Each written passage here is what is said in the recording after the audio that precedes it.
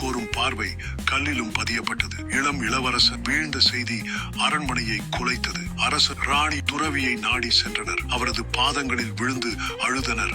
அவன் பாவம் செய்திருக்கலாம், ஆனால் அவன் மனம் பாவி அல்ல. தயவு செய்து அவனை மீட்டருளுங்கள் என வேண்டினர். துறவி மெதுவாக சொல்லுகிறார், நான் ஒருதலை சபித்தேன், அதை மாற்ற இயலாது.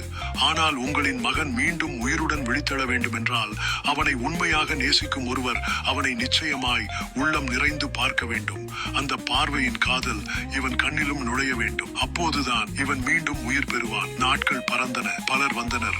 இளவரசனின் அழகை காண வந்தார்களோ தவிர உண்மையான நேசத்தை கொண்டு யாரும் வரவில்லை. அரண்மனை நம்பிக்கையை இழந்தது. தாயும் தந்தையும் கண்களில் நீர் காத்திருந்தனர். அந்த வேளையில் வந்தாள் ஒரு இளம் பணிவாளி. அவளது பெயர் மாளவிகா. இளவரசனுக்கு பால்ய நண்பி. அவன் நிலத்தில் விழுந்ததும் அவள் வேலைக்காரிக்கு தள்ளப்பட்டாள். அவள் கல்லை ஒவ்வொரு நாளும் வந்து துடைக்கிறாள். அவனிடம் பேசுகிறாள். அவனுடைய செயல்களை நினைத்து நினைத்து அழுகிறாள். ஒரு நாள் அவள் கண்ணீர் அவன் கல்லின் மேல் விழுந்தது. அவள் பார்வையில் ஒரு பாசம், ஒரு மாறாத நேசம். அந்த கணத்தில் அந்த கல்லில் கசிந்திருந்த பார்வை உயிர் பெற்று விட்டது. மிகச் சிறிதாக அந்த கல் உயிர் பெற்றது. கண்கள் திறந்தன. மூச்சு எடுத்தான் ஆதித்யன். அவன் பிழைத்தான். மாளவிகாவின் பாசம் அவனை மீட்டது.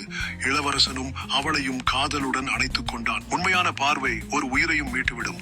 ஏனெனில் கண்ணோட்டத்தில் தான் உணர்வு பிறக்கிறது.